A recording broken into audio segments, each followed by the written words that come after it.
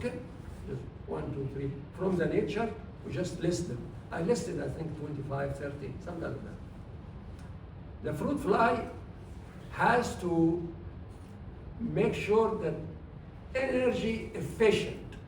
What that means? Energy efficient means that it can, on a small glucose in their brain, it can fly till it gets to another fruit.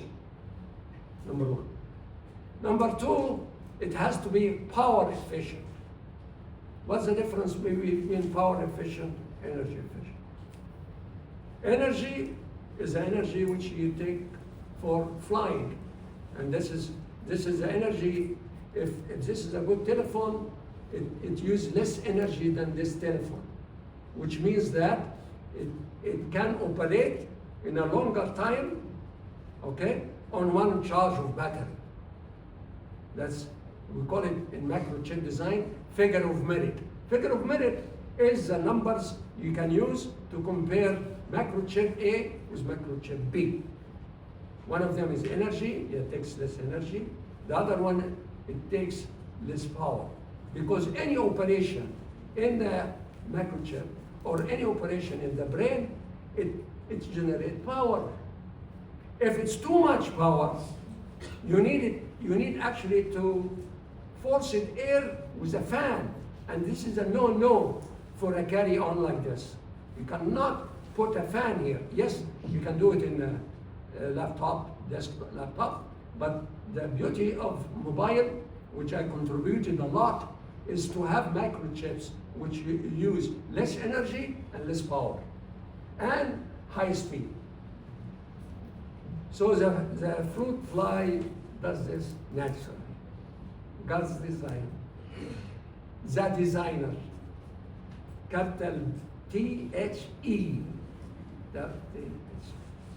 When you look at the functions of the fruit fly, it says subhanallah. So one of the functions of the fruit fly, that he can recognize fruit from any other things. Even tomato, maybe no, we don't know, we don't like tomato. But banana yes, mango yes. That's recognition. Not only that, he can fly and he can land upside down in a ceiling.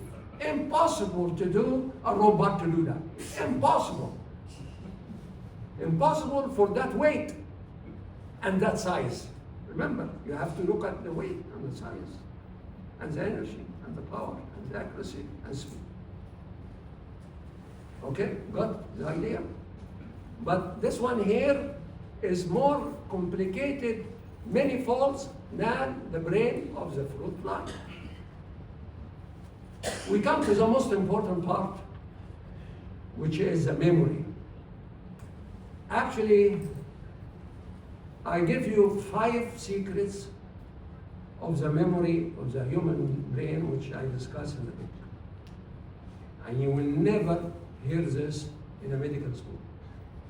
And you will never hear this in a neuroscience college or faculty. The reason for that, everybody is working in isolation. The people in neuroscience, they don't know AI.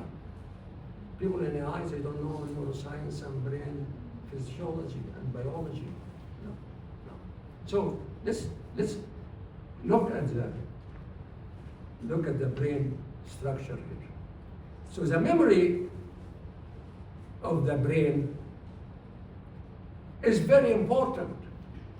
Not only it stores memory of events and people you saw, but it also stores the algorithm for every function in your body. Algorithm. So people with dementia, not only they forget who they are, where they are, and loved ones, eventually they forget the algorithm which they are born with in order to breathe. So what happened? They die. Got it? I have another book actually. I devote it completely to dementia. I hope you buy it too.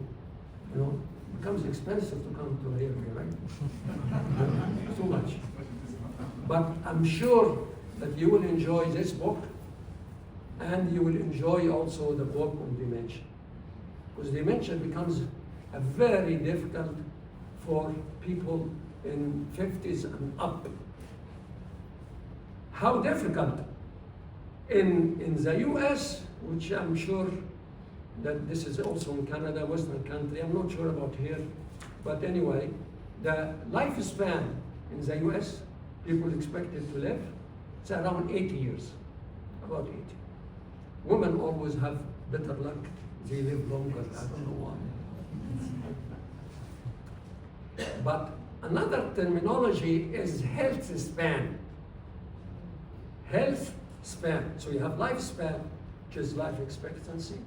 Health span is defined is how long you become healthy, not with chronic diseases like diabetic, obesity, high blood pressure, is 65. So this means on the average, people from health span to lifespan, they spend 15 years. I'm sure it's here in Egypt and everywhere because of fast food lifestyle and so on. They spend 15 years going back and forth to the doctors, either for diabetic, for cancer, for dementia, for this. So how we can reduce that? From 15 years, maybe 10 years, because the health system will collapse if people